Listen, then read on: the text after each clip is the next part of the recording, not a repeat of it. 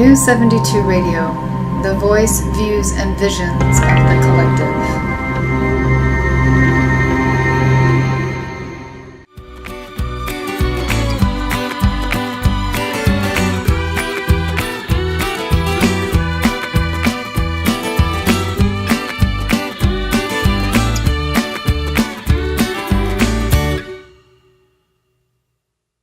Good evening, everyone. My name is Mary Burger, and I am the owner of a business called ComputerDiva. Welcome to Diva Talk. ComputerDiva has two business models, the first being a break-fix model, meaning your computer breaks and I fix it. The second business model is managed services, and I call that Diva Care. For a small monthly fee, I put a Diva Care agent on your computer that provides you with Kaspersky internet security, including weekly virus scans and cleanups. We update up to 111 pieces of third-party software on your computer, defrag the hard drive every other week, and manage all Windows updates. Diva Care also includes free phone support for maintenance-related items. So it's kind of a cool thing. So welcome to Diva Care. We have a lot to talk about tonight. So I am also a believer in universal life force energy, and I work with the angelic realm. I have 3 guardian angels with me at all times. Archangel Michael is the first one. He's also known as Saint Michael in the Catholic religion. And he is the angel that you pray to if your electronics are malfunctioning. Archangel Arya, who is also a healer of technology, is my second guardian angel. And third is the goddess Athena. So those are my 3 guardian angels. I also have a spirit guide named Jackie, and I partner with all of them when I encounter challenging technology problems. You can reach me at my website, which is www.computerdiva.biz. My YouTube channel is simply ComputerDiva. My Instagram channel is ComputerDivaMJB, and my Facebook page is ComputerDivaWA. So, basic info for the show about where you can watch it, how you can participate, how you can ask questions. You can watch the live video stream at www.new72radio.com and click on the link for Diva Talk. You can actually click on the center circle to enter the website, and then there's going to be, I think, 6 little circles, and I think the one about the 10 o'clock position is for New 72 Radio. If you click on that, you will go into the page where it has all of the hosts and various shows. Just click on Diva Talk, and that will take you to the page where you can click on the link to get to the show.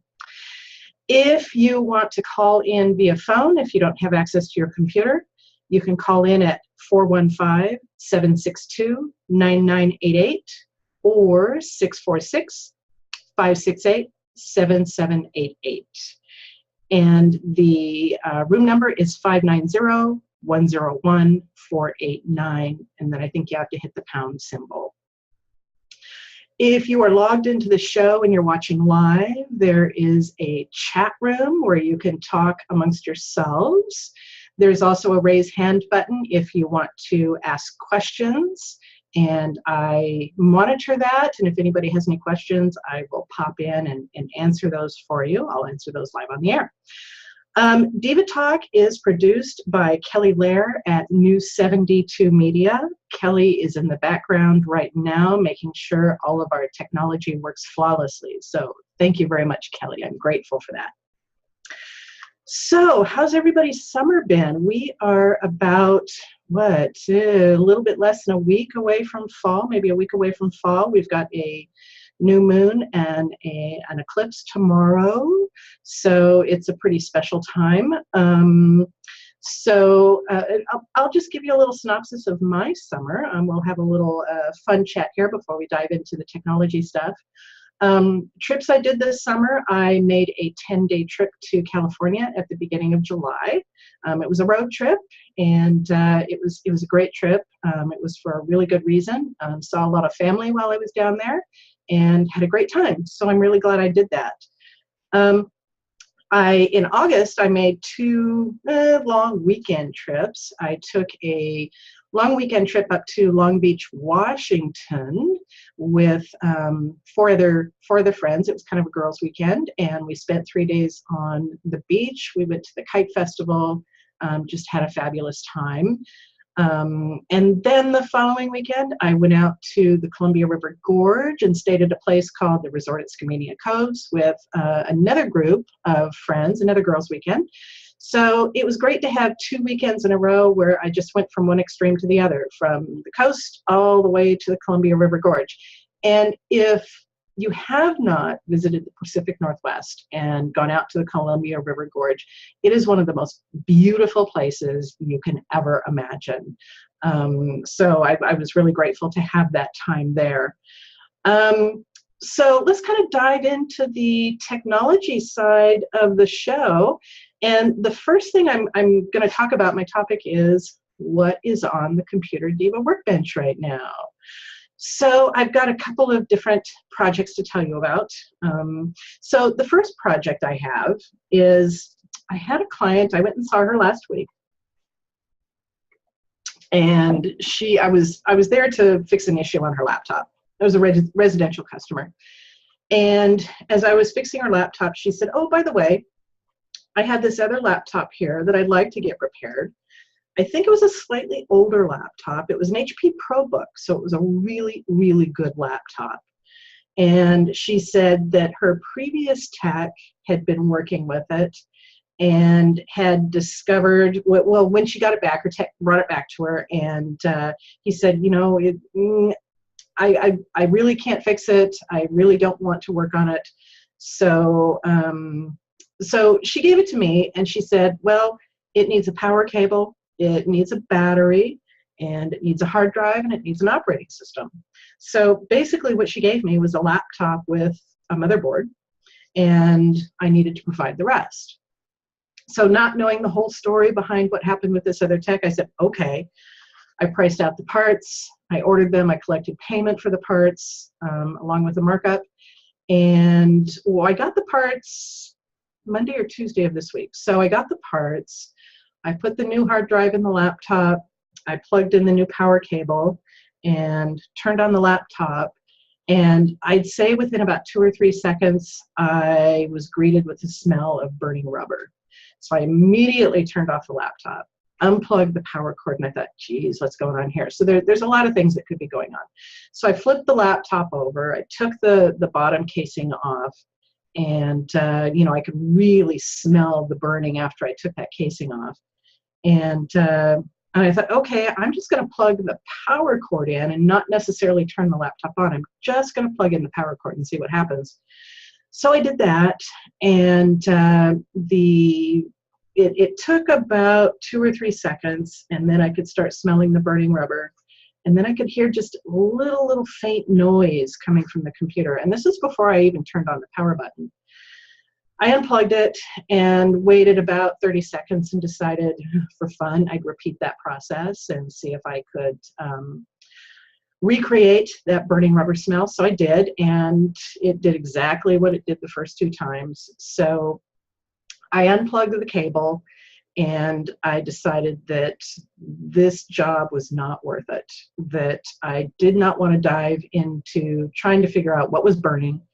And I basically declared the laptop DOA. So now I need to return it to the client, return all the parts, return the deposit, minus an hour's worth of labor for everything that I did. So that was one of the projects that I've got on my workbench.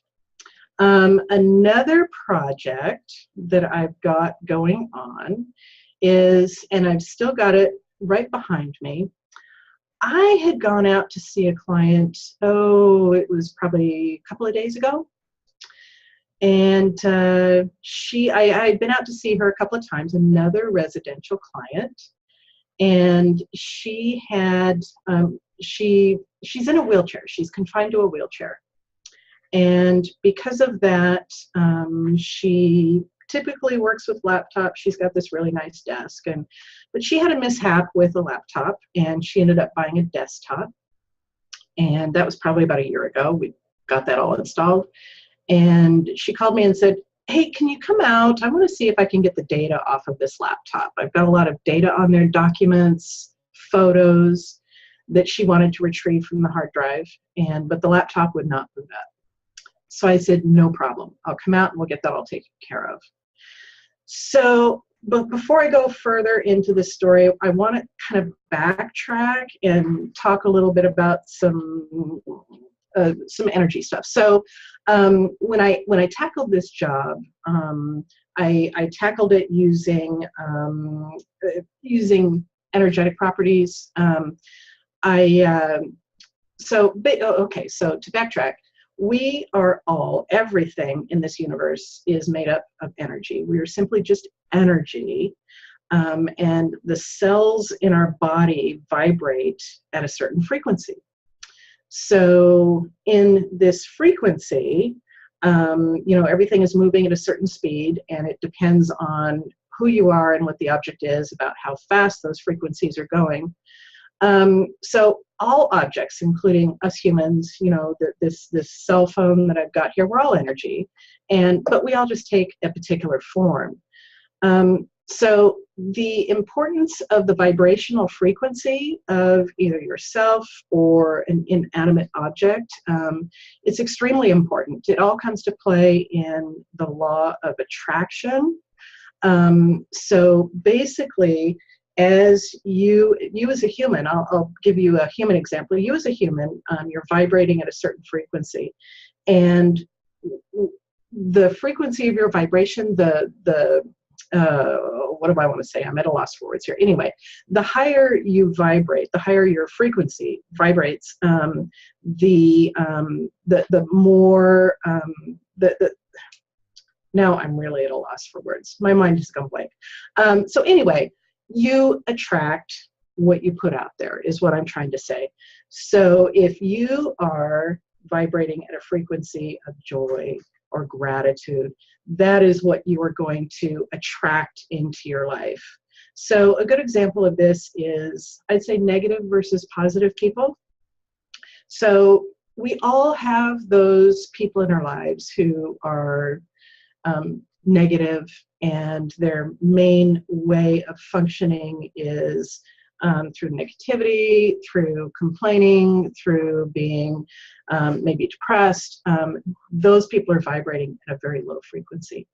And those people out there who are living in joy, living in happiness, living in love, living in gratitude, they're vibrating at a very high frequency. So you can imagine, based on those frequencies, what you're attracting into your life. Those people who are vibrating at a very low frequency are attracting like into their life. And you know those people. They're always having something going on where they're attracting negativity into their life. Something is always going wrong in their life. They didn't get the raise they were hoping for. They lost their job. They got a flat tire on their car. Everything is always going wrong. Those people who are vibrating at a higher frequency, they are the ones that are attracting all the good into their lives. They're attracting all the abundance. They're getting that raise. They're getting that new car. They are getting the people in their lives who vibrate at the same frequency as them. Their lives are just going extremely well. So another thing that comes into play here is to kind of get yourself into the frequency that you want to vibrate at is the words you choose to use. There is a really good book, and I meant to pull it out. It's up on my bookshelf up there, but it's a book on the vibration of words, and it's by Doreen Virtue and Grant Virtue. And they did this experiment, and I think I've talked about this before, maybe in my Waking the Spirit show, but they were recording. They might have been recording a book or a podcast or whatever, and they had a little frequency meter sitting there with them, and they somehow realized that with the various words they said, the frequency meter, depending on the word, it would go either like this or it would go like this. And so the words that went like this are the higher frequency words, which are the words, the love, the gratitude, joy. those types of words. And the words that were vibrating like this were the very negative based words. So it's really interesting that the level of your frequency all depends on your attitude, your outlook on life, and how you view things, and whether you have a glass half full or a glass half empty attitude towards life. And there is a point to all of this. So to kind of bring this story home, I want to talk about kind of an experiment that I did with a couple of friends while we were at the beach in Long Beach. So it was at the girls' weekend, and we were all going for a walk on the beach, and we were all kind of in different stages on the beach. You know, we weren't all clumped together. We were kind of walking separately. And so one of my friends was walking up in front of me, and I caught up with her, and she said, "Mary, stop." She said, "I'm doing an experiment." And she said, "There's a line of seagulls in the sand up there." And she said, "I am raising my vibration to see how close I can get to the seagulls without them flying away." And she said, "Either play along with me or drop back behind me." So I said, "Okay, I'll play along." So we were walking along, and we were both just kind of thinking really, really positive, good thoughts to raise our vibrational frequency. And we were getting closer and closer to the seagulls. And then a third friend walked up, and we said to her, "Stop." And we told her the story, and we said, "Play along or drop back." So she played along. So here we are, three of us walking up on the sand, raising our vibrational frequency and getting as close as we could to those seagulls without having them fly away. And we got pretty damn close. So all of this goes into play when I'm dealing with working on technology. And I knew I would circle around to that point. So the point I'm trying to circle around to with your vibrational frequency and getting it up as high as possible. When I went to this customer's house to work on her hard drive and to extract the data, I went into her house with a specific intention, and I do this on a lot of jobs that I tackle. When I approach the office or the home, I try and raise my vibrational frequency as high as possible. And I also try and send out a lot of just really good energy out into the space as I'm walking up to the house, sending out gratitude to that client for hiring me for this job, knowing that as I raise my vibrational frequency, it will also raise the vibrational frequency of the space that I'm walking into, which will then in turn hopefully raise the vibrational frequency of the client. It's just kind of a way of, setting the stage and setting the tone in the environment for really positive energy and a good outcome with the job. So with all of that said, that's what I did with this job that I did a couple of days ago. And so I walk into the house and was greeted with a really, really upbeat client, and I thought, okay, this is working. And I sat down, I pulled the hard drive out of the laptop, and I have a special set of cables that I can attach it to. So I attach these cables to the hard drive, and then on one end of the cable is a USB cable, and I plug that into the computer. I turn on the power. And if all goes well, the computer will recognize this external drive as like a USB hard drive, and it will assign it a drive letter, just like it would if you were using a backup drive. So all of that worked out really well. And so it assigned the drive letter. I went into the File Explorer. I went into the drive, found the users folder, and of course, as soon as I double-clicked on the users folder, it basically told me I did not have the permission to go into that folder, which is common. So I set about changing the permissions on the folder, and the reason it did that is because this hard drive was pulled out of a laptop that had a certain set of user permissions on it. And then I attached it to another computer, which had a different set of user permissions on it. They didn't meet, so we just had to change the permissions and make sure that the administrative user of the computer I attached it to now had permissions to attach to that folder in the hard drive. It happens all the time. It's pretty common. So I went through the process of changing the permissions, and which takes a little bit of time to do, depending on the hard drive and the amount of data, the amount of files and folders.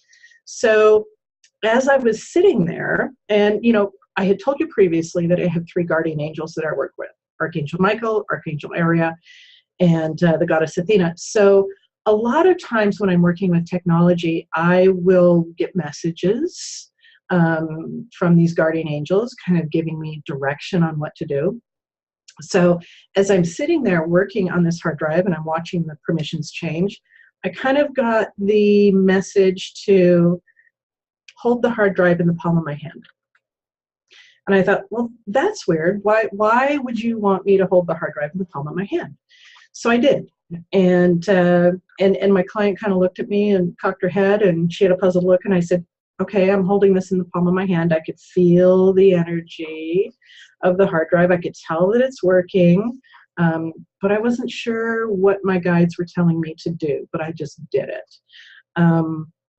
And as it turned out, it took forever to change the permissions, and I finally said to the client, hey, I could save you a little bit of time and money on this job if I just took this hard drive home, attached it to a computer on my workbench, and started my data recovery software, and we'll recover all the data. It will save you a lot of time, a lot of labor if we did it that way. So we agreed I would take that hard drive home with me.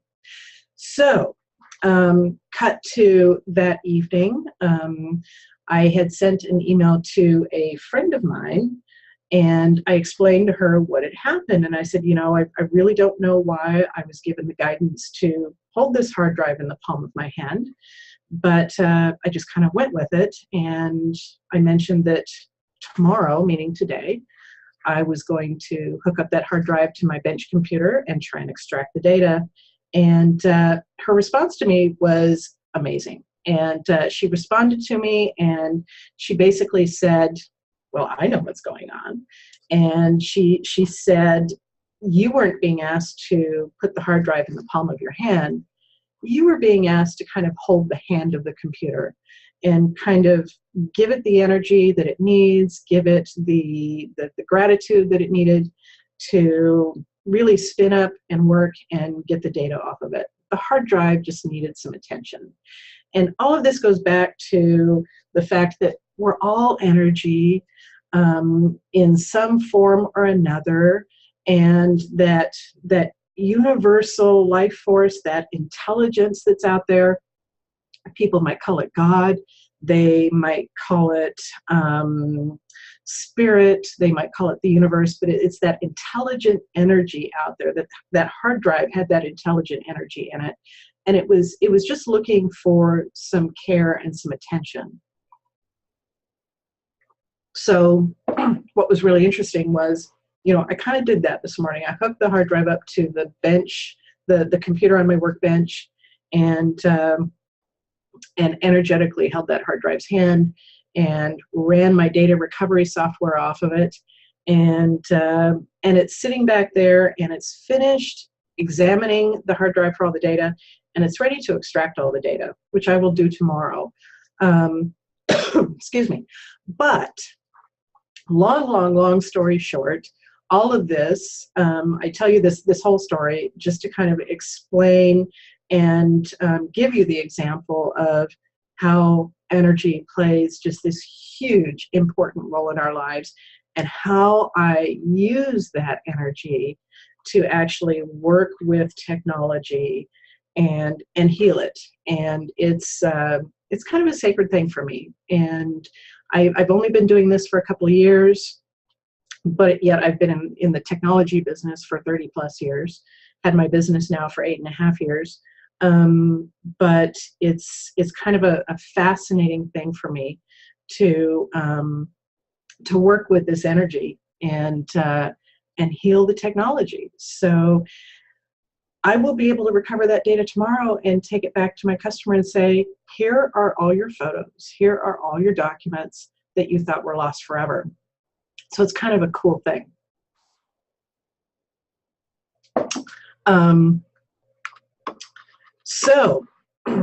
So that was a really, really cool experience for me. So I'm glad I had the chance to share that with you. A couple of other things to share with you that happened this week. I had a call from a client this morning, and I think, well, I kind of took a photo of her screen. So basically what happened was she called me and she said, Mary, I'm so glad you answered the phone. This is probably about 9 o'clock this morning, 8:30, 9 o'clock this morning. I'm really glad you answered the phone because I was on my computer. I went into Facebook, I clicked on something, and all of a sudden this window popped up on my screen. And in fact, I think I could show you the photo. I'm going to utilize one of Zoom's cool features. Let me get here. I'm going to share my screen. Let's see if we can do this. Bear with me. I'm going to share my screen. Airplane mirroring. Here we go. So I connected to her computer, and this is what was on her screen. Basically, don't restart your computer. The following information was found on the, I think it says, found on this server, this error. Anyway, it gives a code number, an unsupported or invalid partition type was detected, blah, blah, blah, blah, blah. And it goes on to say, you know, first of all, they say, don't restart your computer because this is typically called scareware. And what happens is you go to a website, you can click on something. Typically, it will be an ad on the website. And I'm not sure what she clicked on in Facebook. She's not sure what she clicked on. But usually, whatever it is you click on, the ad, whatever, the link, is infected. And the owner of the website has no clue that it's been infected. So it's basically a screen designed to scare you into calling this little 800 number down here. And they're saying, don't restart your computer because they know if you restart your computer, problem solved. This message is typically not going to come back up once you reboot your computer. Although I have seen instances, or clients have told me that once they've rebooted the computer, this has come back up. And it takes a little bit more of a deep cleaning process to get that resolved. But anyway, so don't restart your computer because they know that will fix it. This little portion down here, authentication required.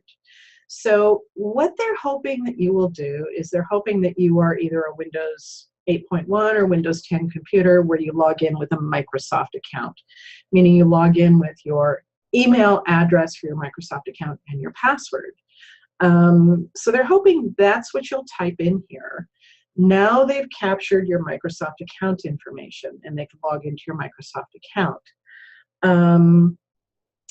Then they give you this, this is an 888 number, and what they're hoping you'll do with this phone number is actually call them. They're hoping you're going to be terrified about this screen. Oh, and what this was also doing was it was blaring out a siren. It was like, arr, arr, arr. And there was an actual voice of a man in the background saying, you know, don't shut down your computer. You are infected. You must call us, blah, blah, blah. And, you know, typical scare tactics.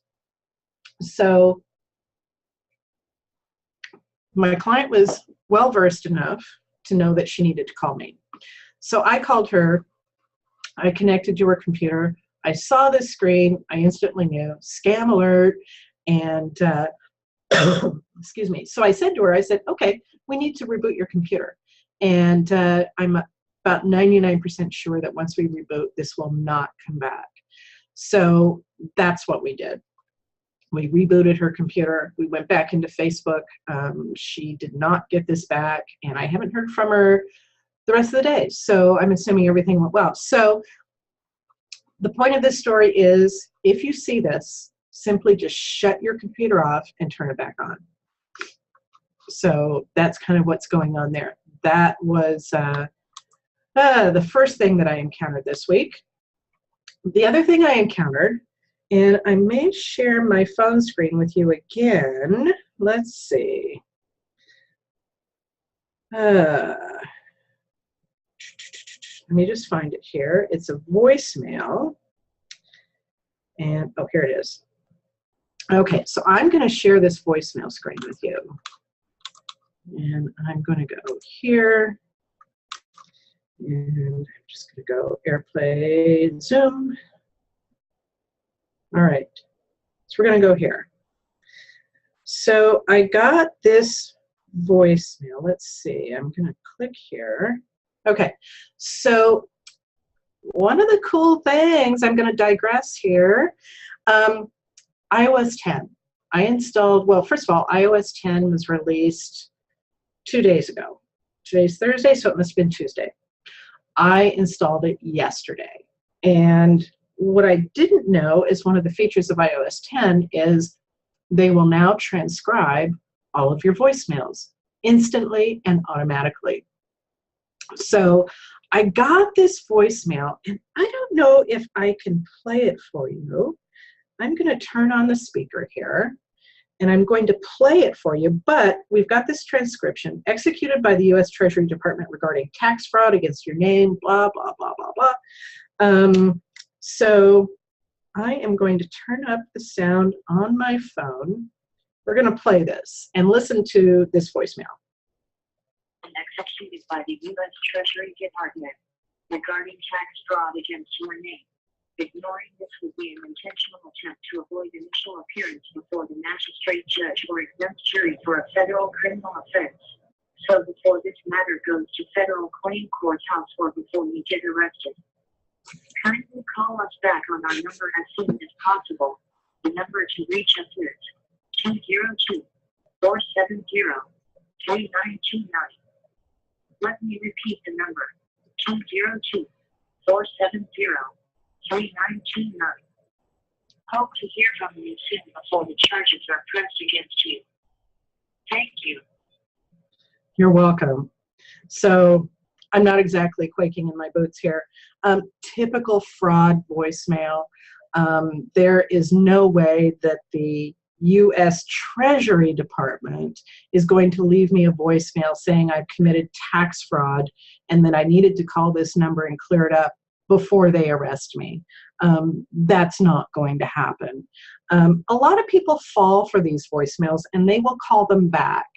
And when they call back, these people are going to scare them to the point where they convince them to go to the closest wiring department or wiring place, usually it's at Walmart, and wire them thousands of dollars. It's total scam, and you don't need to fall into that. So so that was interesting. That was the second scam I got this week. I had yet a third scam. It was in the form of an email, and I was going to share that with you, but I must have deleted it. Anyway, it basically was another scare tactic, wanting me to click on the link, and I think they also gave a phone number. But I think the point I'm trying to make is that scams are everywhere in every form. They will come at you right and left. They will leave you voicemails. They will send you emails. They will pop up windows on your screen. And I just kind of want everybody to know that they're all scams. First of all, nobody can gain access to your computer unless you give them the access. For the most part, the scammers of the world are really not concentrating on breaking through your firewall and getting into your computer. It's much easier for them to convince you to give them access. There are not a whole lot of cases of computers being hacked, yet I've been hacked is a common term. And I think it's a huge misconception out there, and people aren't really understanding what that means. I have a lot of clients asking me, I think my computer's been hacked. I really doubt it. Nobody's interested in, Joe Schmo down the street and his $300 computer and getting into that. Usually, if a computer is going to be hacked, it's the large corporations, it's the financial institutions where there are big stakes at hand, where there are lots of credit card databases, social security number databases, customer databases. Those are the computers that are going to be hacked. It's typically not you and I. Now, in terms of accounts being hacked, we will see a lot of cases of, email accounts possibly being hacked. Like the Yahoos of the world, the yahoo.com, the Yahoo email addresses. Yeah, a lot of those are compromised. There have been a lot of hacking, successful hacking attempts at the Yahoo servers, and data has been exposed, and accounts may be compromised. And every time it comes out in the news that Yahoo has been hacked, I will warn everybody to go in and change their passwords and change their security questions and answers, and please put two-party authentication into place, meaning that if you go in and attempt to change your password, it requires a text message to be sent to your cell phone, which you then have to respond to and verify that you are the actual owner of the account before you can actually change that password. So two-factor authentication is really, really important. Most of the major websites will have those. To further the conversation about hacking, so a lot of times people are convinced they've been hacked when all of a sudden their friends start calling them and saying, "Hey, I received an email from you. It's kind of weird, and did you send it out? Blah blah blah blah blah." Well, that's a case where maybe the email address is being spoofed. Maybe somebody has taken your email address and they're kind of, spoofing the sending of that, meaning that it looks like it's coming from you, but it's really not. It's coming from somebody else. So I say to you that if that starts happening, you just need to let your contacts know not to click on any links in those emails. And, I caution people, don't click on links in an email at all. If somebody emails you a link, you want to take that link, maybe copy and paste it into your browser, or manually type it into your browser, which is actually best. Manually type it into your browser. That way that, so if you get an email from Citibank and it says, here, click on this link to verify your password, or they might say, we just need to verify your address, and you click on the link and you go in there and you type in all the information. Now you're giving that information to somebody who is, not a very good guy. So there's a lot of scams going out there, and I just want everybody to be aware that you just need to have control over your computer. You need to have control over your phone calls. You need to have control over your email, and you need to stand strong and say, nobody is going to get my information, nobody is going to hack me, and nobody is going to scare me into doing so. So that's that. So I want to talk to you guys a little bit about iOS. So Apple released iOS 10 this past week, actually 2 days ago. And to kind of backtrack, they have released brand new phones, the iPhone 7. And I went to order my iPhone 7, and I went to order it last week. I think it was Friday when pre-orders became available. And so I went to the AT&T website and I ordered my I started to order my brand new iPhone 7, 256 gigs of storage, and went through the whole process of, filling in all my information, my credit card information, and it told me my credit card was denied. And I thought, well, that's weird. I was using my debit card and I had a lot of money in that account, and it was a $75 purchase. So I thought, that's really weird. So I went through the process again, stopped. It just would not allow me to do it. So I thought, okay, the universe is telling me that they don't want me to have a new iPhone right now, and it's not a good time for the purchase. So I kind of gave up on it. But I went to, I think I went to the website a couple days later and tried again, and the website was down. Then on Monday of this week, I was actually in downtown Portland. I went to the Apple store, and I thought, okay, I am going to go order my iPhone from the Apple store. And I walked in and talked to a gentleman, and he said, it's pre-orders only. You have to do it on the cellular carrier's website. So I thought, okay, the universe is blocking me from buying this iPhone, and I haven't made the attempt to go out and get one. I don't even know if pre-orders are sold out or if they're on wait lists. I really haven't paid attention because I've been way too busy. So anyway, iPhone 7s are out. If anybody wants to pre-order one, good luck. But the universe is telling me, no, you can't have a new iPhone right now. So I'm just kind of saying, all right, I'm throwing up my hands. So anyway, in conjunction with the release of the new iPhone, Apple has released iOS 10. And so I kind of came up with a list of some pretty cool iOS 10 features that I wanted to talk to you about. So I am going to, once again, share the screen of my iPhone, and we're going to go through these pretty cool features. So, all right. So we kind of covered the first one, and the first one was the messages. If we go through here, I'm going to find, oh, that's not a message. That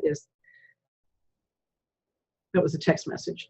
So the voicemail here. So what's really cool about this is they are now in beta mode, because it says here transcription beta, and it will take the audio recording of the text of the voice message and actually, turn it into an actual text message here. And you can actually scroll up and read the entire thing.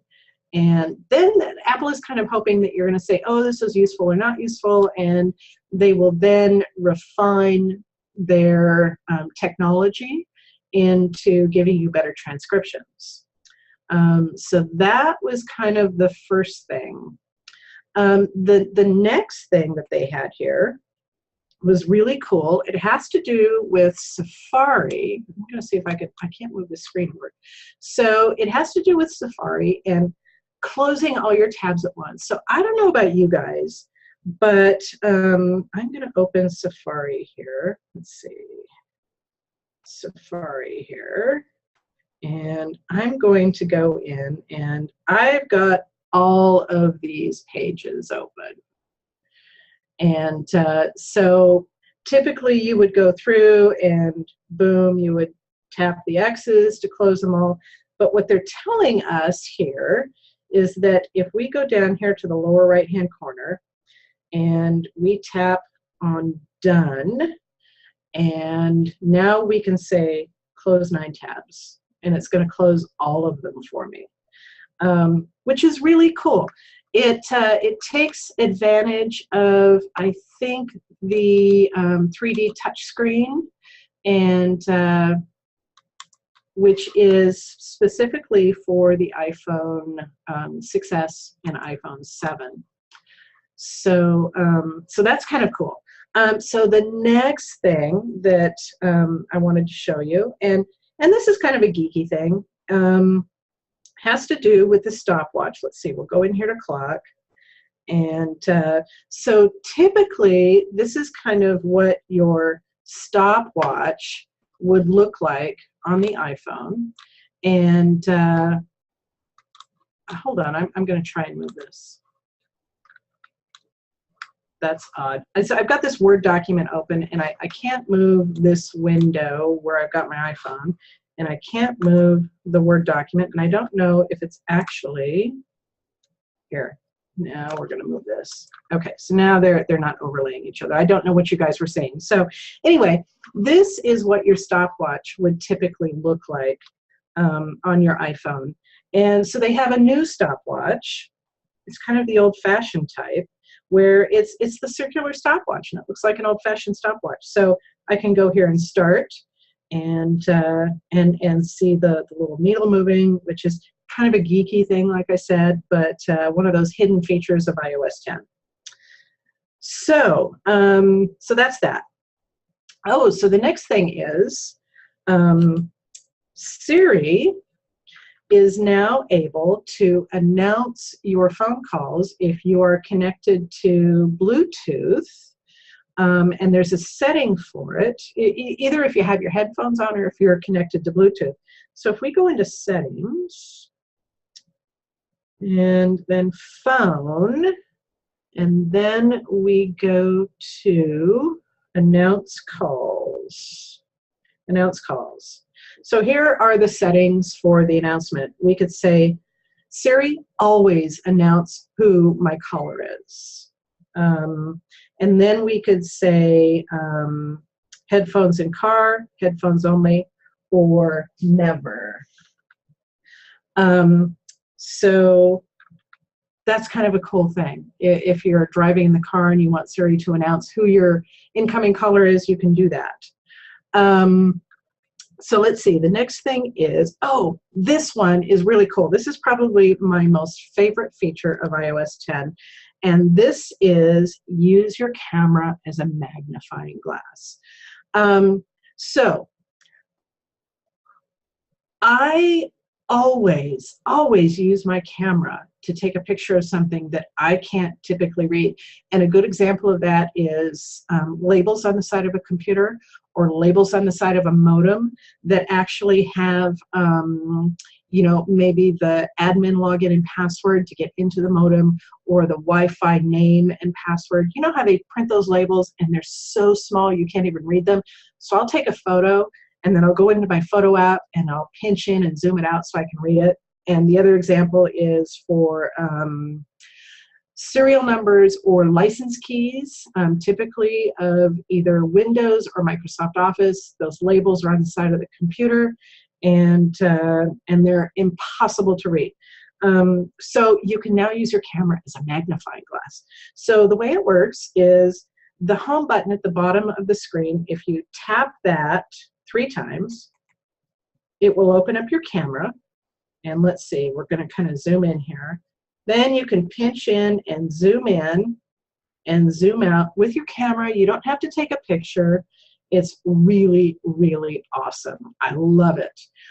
So that is my #1 new feature of iOS 10. Let's see. The other thing is, I'm going to go out here.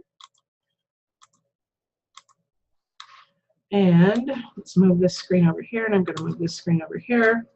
The other thing is close all notifications at once with 3D Touch. So on your iPhone, you've got your notifications. If you swipe down at the top, you can scroll through all of your notifications. If you go to the top and you hold the X, you just press down on it, and that's a feature of the iPhone 6s and the iPhone 7 is the pressure touch on the screen. And if you tap on that X and hold it, then this little window is going to pop up and it's going to say clear all notifications, which is awesome. In the past, I'd have to, they group them by either day or by app, and you'd have to tap on the X for the day or the app, and it would clear everything for that app or that day. Now you can clear them all just with 3D Touch. Pretty awesome. Let's see, what is the next one? Oh, this is really kind of cool.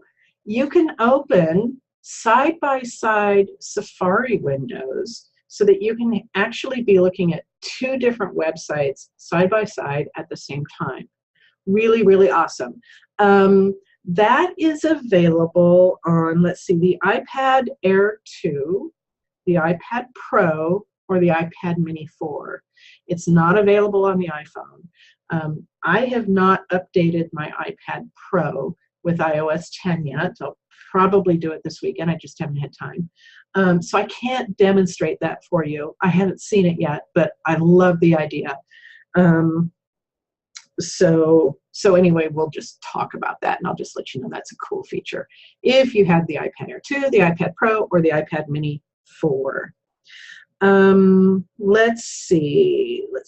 Oh, the next one, prioritize downloads with 3D Touch. And of course, 3D Touch is iPhone 6s or 7 only.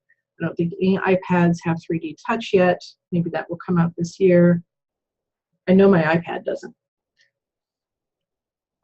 I have the iPad Pro, which is the latest iPad. So prioritize downloads. Maybe you are downloading a lot of updates and you suddenly realize, oh, I need to use this particular app right away, but it's in line for a download. Apparently with 3D Touch, you could go in and you could say, okay, I want this particular app's download to go first, and I want it to get done right away so I can use it for whatever it is I need to use. I don't know. In my world, in my life, I can't imagine having that kind of urgency where I need that, but it's kind of a cool thing.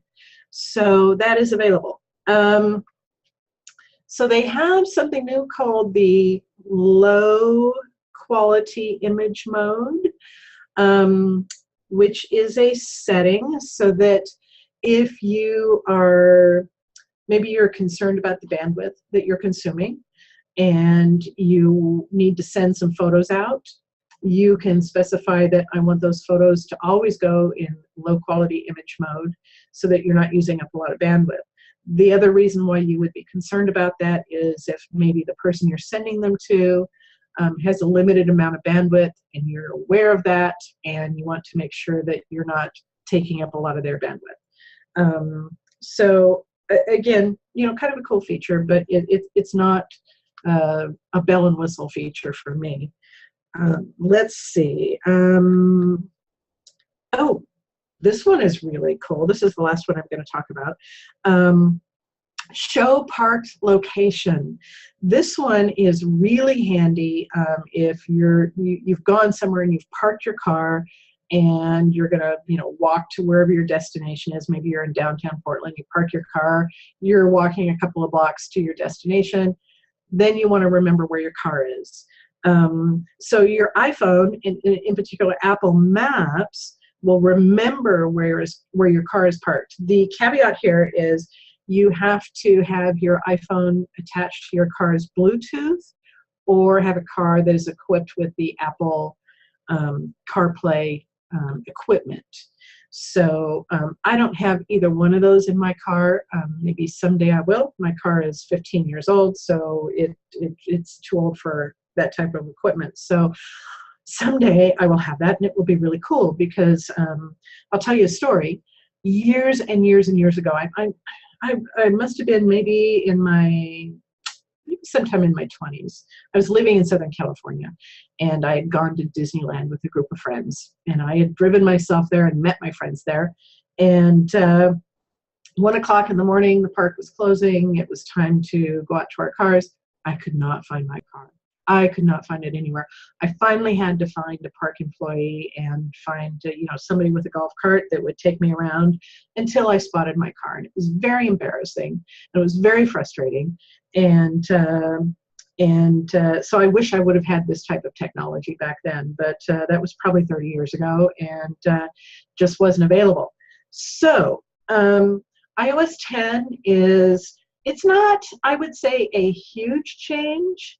They've had some pretty cool changes with messages, and I think I'll show you those. I'm going to stop the sharing here, and I'm just going to go into my message app and pull up a new message, and then I'm going to reshare this. I really didn't want to share all my messages with everybody for anonymous purposes for my friends. Oh, come on. So I'm going to go in here, I'm going to share my screen again. And I'm going to go into this message. So messages have had a few overhauls. The screen looks a little bit different. You notice kind of down towards the bottom of the white space, we're going to see the camera icon. We're going to see this little heart. And if I, first of all, let me just address this to me. And we're going to go here. And I was doing some testing earlier. Oh yeah, you can send a message with balloons. So I'm going to just do a test here. And then I'm going to press on this little blue and white up arrow. And we've got a lot of options here. So my first option is I can slam that message to you. Not sure why you would want to do that, but anyway, so I'm going to choose slam. I'm going to press my up arrow, which means send. Now that message gets sent to you in a slam. And I don't know why, but it's sending it 3 times. Testing again, and then I press the up arrow here.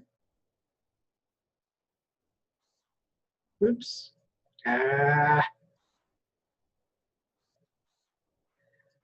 Press the up arrow. I'm pressing it, I'm holding it. And so now I've got the option to send it loud. So I'm going to press my up arrow here, and it sends it loud, almost like shouting. So the next one, test, I'm going to press and hold. Now I want to do it gentle. Press my arrow, and it just kind of comes in gently. And here we come. I don't know why it's getting 3 times. So let's do this again.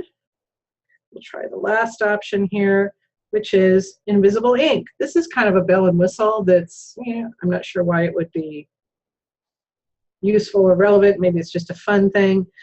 But your messages come in invisible until you tap on it. Testing, testing, testing. So anyway, that is that. And then they become invisible again. I guess if you're maybe in the spy business, that would be kind of cool. So anyway, and I also understand that the Photos app has had quite an overhaul. I'm not going to go in there right now because I have not looked at it yet. And so I don't want to kind of, mess around in there when I'm not quite sure what I'm talking about. They also have a new home app. This is basically for controlling your home technology, for controlling your thermostats, your smart lights, maybe your Wi-Fi cameras, anything that you can connect to this home app. So it's really kind of interesting. What I would say about the home app, which is, I'd say that pretty typical of usually every year when Apple releases iOS, a new iOS upgrade, they release at least one new app that they have designed as being kind of like their flagship app for the release. And they create a lot of hype, and then when the operating system is released, the app really does nothing. It just kind of sits there. And I would have to say that would be true of the apps that they've released over the past couple of years. They had the health app last year or the year before that really is not all that functional or useful. Maybe by now it is. Maybe a lot of different other health type apps have integrated into it. Maybe it's more useful. That was true with the passbook or the wallet. Really wasn't that functional. I was really looking forward to having a full digital wallet, and when they released it, I could put airline tickets and maybe train tickets and maybe movie tickets in it, but I couldn't put my driver's license in there. I couldn't put credit cards. I was really looking forward to ditching the wallet and being able to carry this phone around with me and use this as my wallet. Of course, with tons and tons of security surrounding it in case you lose your wallet. But there's a lot of security in place for that. So I'm not expecting a lot from this home app, at least to begin with. And this little icon right above it, the health app, that's the one that I was talking about that was released either last year or the year before. Last year they had the news app. I really don't use the news app. I'm really not a news person. So anyway, that's kind of a roundup of what I know about iOS 10 to begin with. I have been chatting at you guys for an hour now. So I think it's probably time for us to sign off. I know that we had some listeners here in the queue. I don't see any questions in there, which is just fine. So with that said, I am going to stop sharing the screen, and I am going to say thank you very much for tuning in and listening and watching. And the recorded version of this, the video, will be posted on YouTube in a couple of days. Kelly Blair at New 72 Media will be processing that and posting it on the YouTube page.